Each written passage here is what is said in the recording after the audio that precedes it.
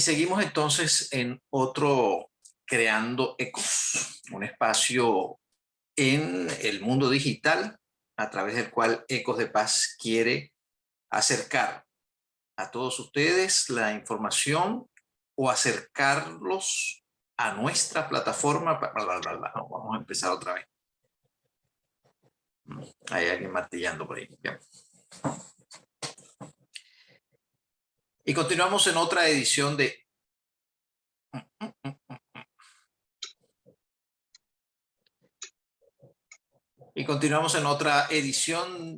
Creando Ecos, un espacio virtual que Ecos pone a disposición de todos para compartir información y para que podamos abrir un diálogo, al menos virtual, sobre los temas que estamos manejando desde nuestra organización Ecos de Paz. Y en esta oportunidad quiero conversar con Bárbara Puglisi, quien es invitada y además voluntaria de Eco de Paz, para abordar un tema que ya está en nuestra página web, en un primer artículo que aborda el tema del delito del odio. Y es un tema muy oportuno, Bárbara, porque nos abre la puerta a un ámbito en el cual tienes experiencia, en el cual además has tenido algunos resultados y algunas actuaciones que han tenido impacto, y me refiero al ámbito de los derechos humanos. Cuando hablamos de derechos humanos, pues siempre nos vamos hacia la ONU, siempre nos vamos hacia la Declaración de los Derechos Humanos.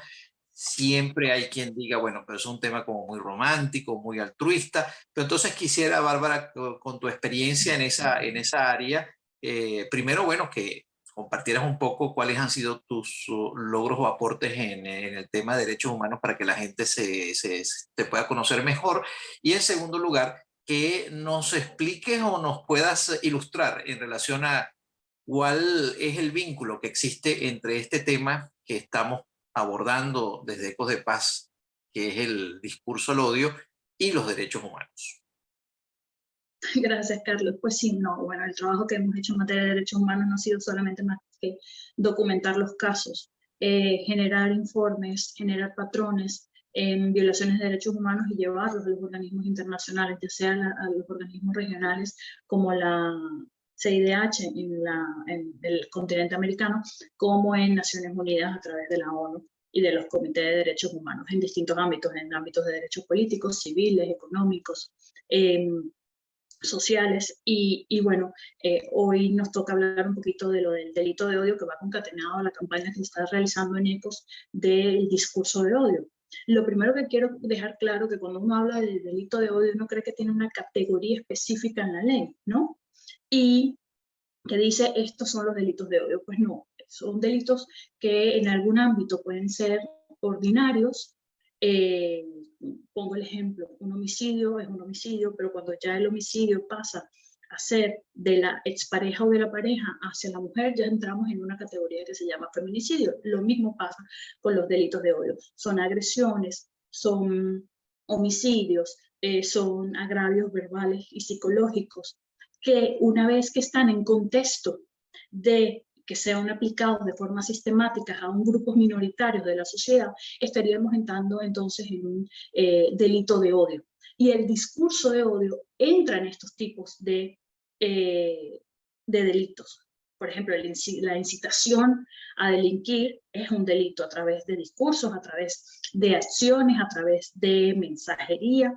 Lo mismo pasa con los temas de odio. Cuando un discurso pasa ya al tema de accionar y que sea sistemático, continuo, dirigido a una población en específico, bajo unas características en específico, ya estaríamos hablando del delito de odio. Y las principales víctimas, por decirlo de alguna manera, son los migrantes, la población LGTBI+, las mujeres, y cualquier grupo, los afrodescendientes, que también eso va a variar, depende del continente, ¿no? Y depende, cada país va a ir más hacia el delito, sea un grupo minoritario en ese país o en esa región. Entonces, cuando hablamos de delito de odio, siempre debemos vincular o debemos tener en la mente la instigación hacia una actitud orientada a grupos vulnerables o grupos, no le llamemos minoritarios porque suena muy peyorativo, tal vez, pero grupos No, pero que... lo establece así Organizaciones Unidas. Ah, Naciones Unidas le llama grupos Es un, minoritarios. claro. Entonces siempre Incluso hay hablamos un de... relator especial para las minorías. Perfecto, entonces hablamos de grupos, perdón, hablamos siempre de instigación y hay un grupo, y siempre se identifica un grupo como el afectado. Sí, ahí el punto clave es una sola palabra, es prejuicio. Cuando el delito está basado en un prejuicio de la persona, automáticamente ya entra en la categoría de delito de odio. Que haya que comprobarlo o no y haya otras variantes, ese es otro tema. Pero cuando ya está el punto, o sea, el concepto de un prejuicio en el cometer el delito, ya estaríamos hablando de delitos de odio. Y así incluso lo establece Naciones Unidas y lo establece incluso acuerdos que hay en cooperación y en el desarrollo de derechos humanos de la Unión Europea y en España. O sea, quienes han definido qué entendemos por prejuicios que tipifican esa instigación hacia el odio, entonces podemos decir que es Naciones Unidas y esa suerte de consensos o acuerdos a los que llegan los distintos partidos, los distintos estados o los distintos gobiernos a través de los documentos o de los instrumentos internacionales. Sí, sí, incluso te voy a decir que además colocan que es el prejuicio menoscabar la dignidad humana y que va en contra de lo inherente a la condición de ser humano. Ya, lo pregunto porque el Es decir, ya sea tema... la raza, el color, la religión, la procedencia, la orientación sexual Claro, también, todo eso que va inherente a la dignidad humana y al ser humano como tal. claro, lo pregunto porque al principio dijiste que no había una lista de hechos que pueden tipificarse como delitos de odio, por lo tanto alguien tiene que hacer esa tipificación o hacer esa precisión. Y si me No, dices que... eso lo hace Fiscalía. Fiscalía cuando recibe el caso, recibes un homicidio. Sí, y entonces empiezas a indagar, cuando ya indagas que es la pareja o la expareja en contra de la mujer, entonces lo metes en la categoría de feminicidio. Cuando tú ves que el delito, lo que lo genera, no es simplemente que la persona se cruzó en la calle en el momento que no le correspondía, sino que hay un tema de racismo, un tema de persecución a grupos migrantes, persecución a mujeres o a grupos vulnerables, a grupos indígenas también suele pasar, o afrodescendientes, entonces ya ahí hay un componente de prejuicio. Y entonces automáticamente ese delito, que ya está tipificado, agresiones, violaciones, homicidios, lesiones leves, daño psicológico, ya entra, ¿ok? A tener un componente adicional, que es un castigo adicional por ser un delito de odio. Y es lo que Ahora, entendemos cuando lo vemos en los medios de comunicación, que ahorita en el mes del Pride, o sea, del orgullo LGTBI de la comunidad, lo estamos viendo mucho, ¿no? En las redes sociales, que dice, eso es delito de odio, eso es delito de odio, eso es delito de odio, porque tiene ese componente, es decir, está yendo en contra, por ejemplo, de esa población que es vulnerable, como son los LGTBI. claro.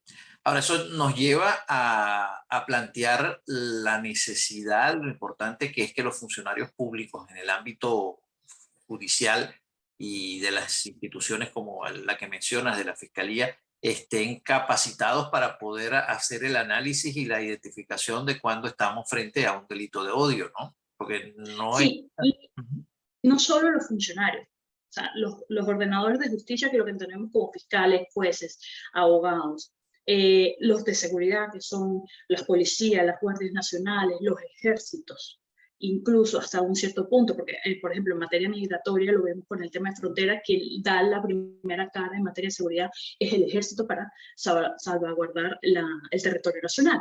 Y en el artículo lo hablo muy específicamente para España, donde se tiene este es el segundo plan, ¿no? Hay un primer plan, y en el artículo tienen incluso el link de ambos planes para que lo revisen, donde la principal función es prácticamente el adiestrar, ¿ok?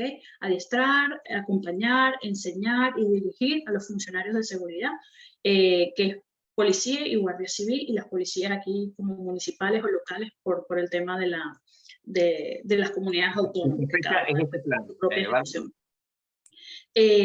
Y en este plan justamente está el diseño de eso. Ya. ¿Y de de qué fecha? enseñarles cómo identificarlo, cómo prevenirlo, cómo atender a la víctima, ¿ok? Y cómo darle seguimiento a los casos dentro de su área de competencia. Claro, te preguntaba si ese plan está vigente, ¿cuál es la fecha de vigencia de ese plan? El segundo dura hasta el año que viene, hasta el Hasta 2024. el año que viene. Inició en el 2022, termina en el 2024. Incluso hay una oficina creada para el tema del delito de odio en España, que es que está adscrita a la Secretaría de Seguridad del Ministerio de Interior. No es un organismo como tal, es una oficina, lo cual, bueno, está bajo el mandato del Ministerio de Interior de Interior de España. Todo Y lo que por nos lo dice es tanto, interesante porque se enmarca dentro de la propuesta que está tomando Ecos de Paz de buscar e identificar cómo los estados responden ante el desafío que supone contrarrestar el debate, el discurso de odio, y nos está planteando dos herramientas, sí, dos herramientas técnicas políticas que a través del Estado permiten dibujar una hoja de ruta para enfrentar el tema del delito dentro del ámbito judicial o dentro del ámbito de lo judicial, que ya entiendo que es complejo, porque no todo discurso de odio termina siendo delito de odio. Pero entonces te pregunto, ¿todos los estados miembros de Naciones Unidas deberían o tienen de hecho un plan para esta materia? sí, sí, incluso hay el convenio de Rabat, ¿no? Que establece los lineamientos para el trabajo de los estados en contrarrestar el delito de odio. Pero específicamente en este plan, por ejemplo, cuando tú lo analizas y ves cómo fue construido, hay dos cosas que llaman la atención. Una, es un plan solo hecho para funcionarios de policía, lo cual deja por fuera a los operadores de justicia, jueces, fiscales, abogados, en todo el ámbito judicial, por una parte. Y por otra, cuando ves en la elaboración, hay muy poca o casi nula participación de la sociedad civil organizada. Sí hay una encuesta, incluso elaboraron una encuesta y se hace anualmente la encuesta para ver cómo se siente el que es víctima, no sé qué, e incluso anualmente, este es el último que está vigente, hay un informe, ¿no?, de estadísticas para darle seguimiento a qué tipo de delitos se están cometiendo, dónde se están cometiendo, etcétera, etcétera.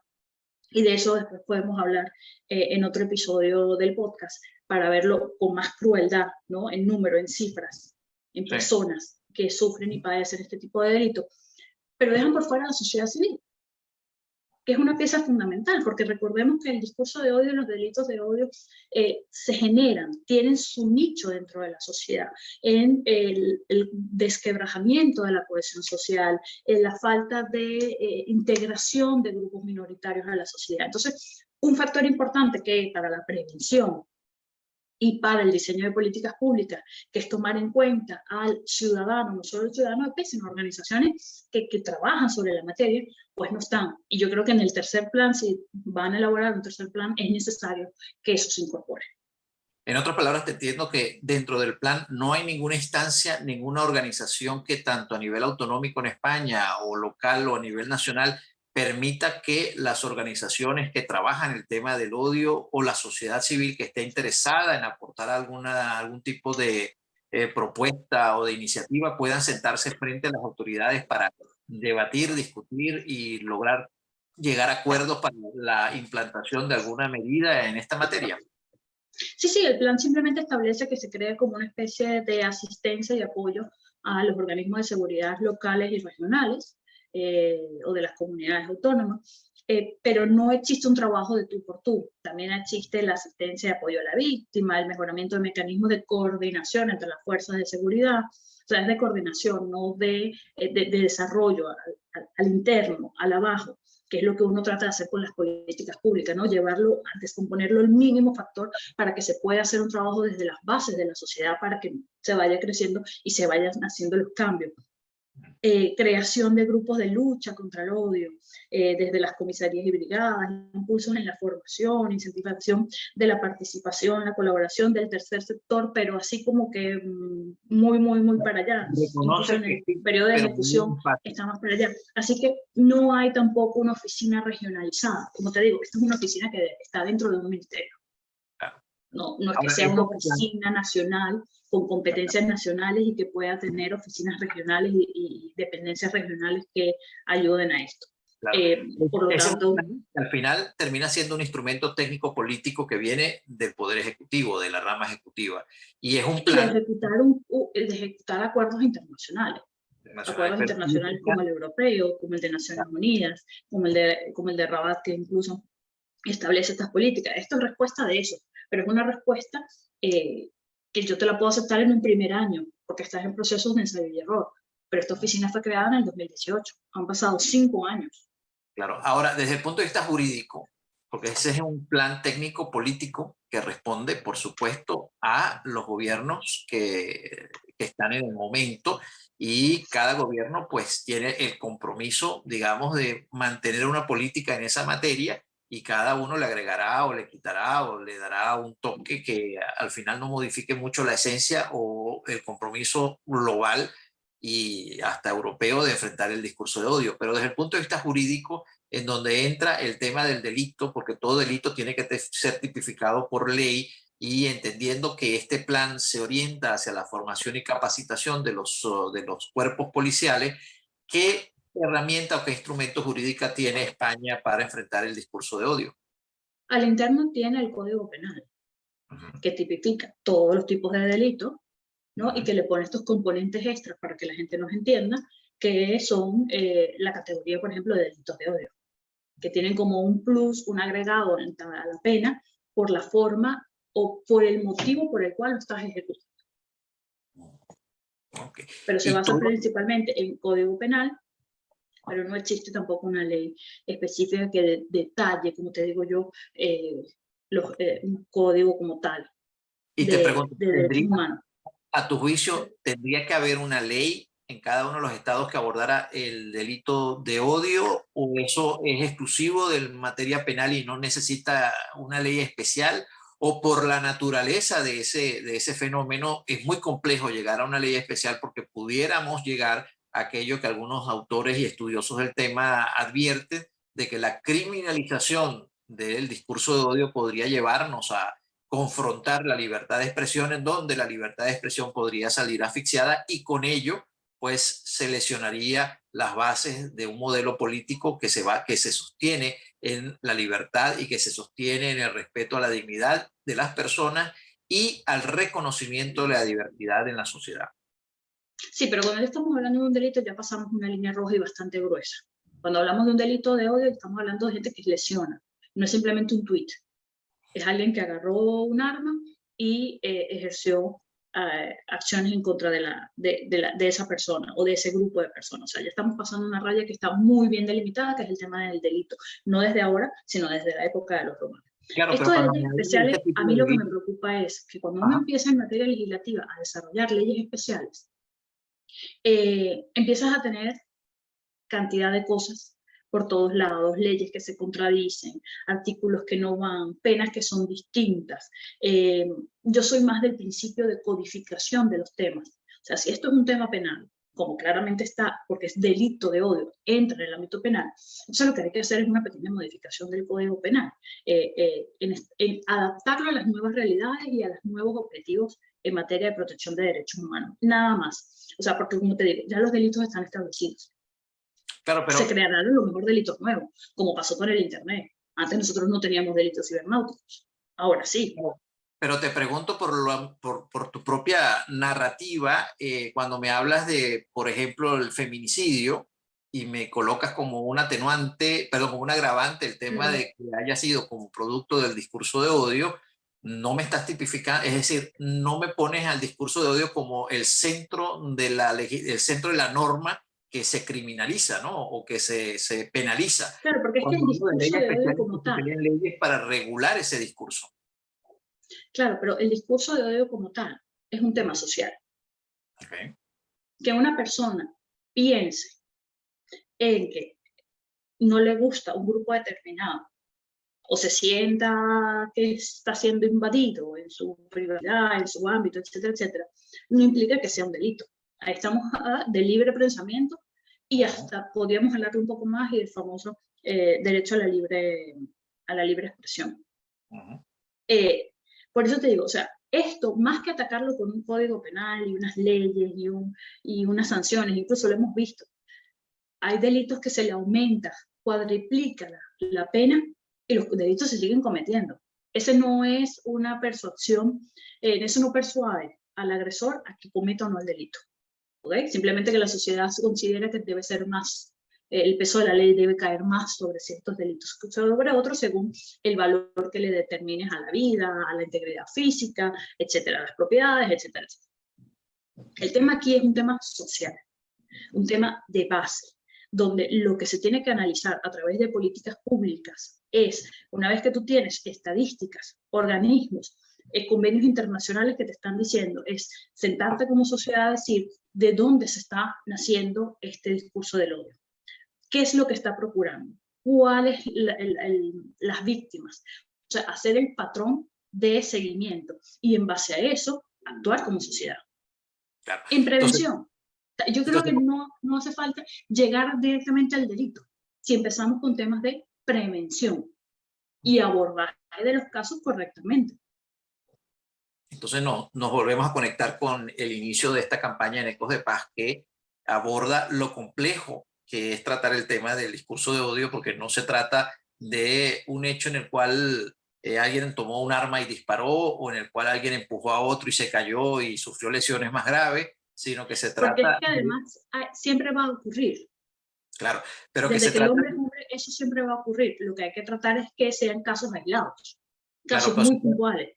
se trata de un tema en el cual, por lo que dices, hay una línea muy delgada entre legislar, crear el delito o crear, no, tipificar el delito y no cometer el exceso de llegar hasta un extremo de restringir la libertad de expresión. Por lo tanto, pareciera que ese límite muy delgado es el compromiso que tienen los estados de demostrar no solamente su vocación democrática o su vocación de respeto hacia los derechos humanos, sino también demostrar que no deja impune algunos hechos cuando estos son productos del delito de odio, y llegar a medir cuándo se pasa esa línea roja que tú mencionas, pues amerita lo que dijiste al inicio o lo que nos planteaste o lo que señalaste en relación al plan que existe, amerita la formación de quiénes son los que diseñan esas leyes y quiénes son los que al final aplican esa legislación. Y si hablamos del Código Penal, eso impone que los jueces penales y todos los todas las autoridades que operan en ese ámbito tienen que tener sin duda alguna un compromiso directo con los derechos humanos y con el tema de enfrentar el delito de odio y saber identificar cuándo se cruza esa línea roja, ¿no? Sí, sí, y como te decía, los delitos están, y mira, aquí justamente busqué en los informes del ministerio, ¿no? Los tipos de hechos que son de tipo penal y están amenazas. Amenazas pueden ser desde lo más sencillo hasta amenazas con prejuicio. Y ahí entramos en la tipificación de odio. Lesiones, incitaciones públicas al odio, trato degradante, coacciones, injuria, discriminación, malos tratos en el ámbito familiar, allanamiento de morada, atentados contra la autoridad, delitos contra la defensa nacional y otras cosas más. O sea, los delitos ya están en el código, ya existen. Lo que hay que ponerle es ese componente de el criterio del funcionario a la hora de evaluar cómo se va a proceder en actos policiales y en fiscalía, cuál es el delito que se le va a imputar, si tiene o no rasgos de delito de odio. Pero ahí es donde estamos entonces en esa línea roja, porque cuando me leíste ahí la defensa nacional, dependiendo del modelo político que exista, la defensa nacional tendrá una connotación igual o no a nivel global. Por ejemplo, cuando la ONU dice que el delito de odio está ampliándose o está llegando tanto a modelos democráticos como a modelos autoritarios, la defensa nacional puede ser muy distinta en el concepto de un país democrático a un país con un modelo autoritario. Pero es que, sin embargo, puedes tener dos países completamente democráticos y a un dirigente político se le ocurre decir que el país cercano es una raza que no debería existir y va a invadir. Ya estamos hablando de defensa nacional. El que está sometido, el que está recibiendo la agresión puede considerarse, ya sea por temas religiosos, ya Por lo sea tanto, por tema cuando metemos el político, tema, claro, claro. cuando metemos el tema dentro del mundo de la legislación jurídica, de la legislación del mundo jurídico, no escapa de ese tinte político que tiene todo debate, ¿no? Es que el delito de odio justamente el punto focal de su crecimiento, y lo vemos con Hitler, y lo vemos con Maduro y Chávez en Latinoamérica, lo hemos visto en otros ámbitos de África, un poco más reducidos, pero regionalmente importantes. Siempre hay un factor político. Siempre es el líder político el que señala, a través de su discurso y de sus acciones, el atacar a una minoría. Al no solo atacarla, a lo mejor disminuirla, anularla, no darle beneficios, no darle protección. No, o sea, hay distintas formas también de accionar para que se convierta en temas de odio. Entonces, y en esos factores, cuando se amplía, cuando ya tú lo ves que abarca un grupo grande de la población, tú cuando buscas el foco inicial, siempre está, casi siempre está en alguien de la política, algún dirigente político, algún presidente o algún gobernador o alguien que ejerza funciones públicas. Claro, y hoy cuando se pone la lupa o se pone la mirada en las redes sociales, es decir, en el Internet, ¿de qué forma el Internet entra o de qué forma el Internet está presente en, en esa tipificación de delitos que habla el Código Penal? Sí, dame un segundo que entró alguien. No corta la llamada, sino que después corta y pegan la llamada.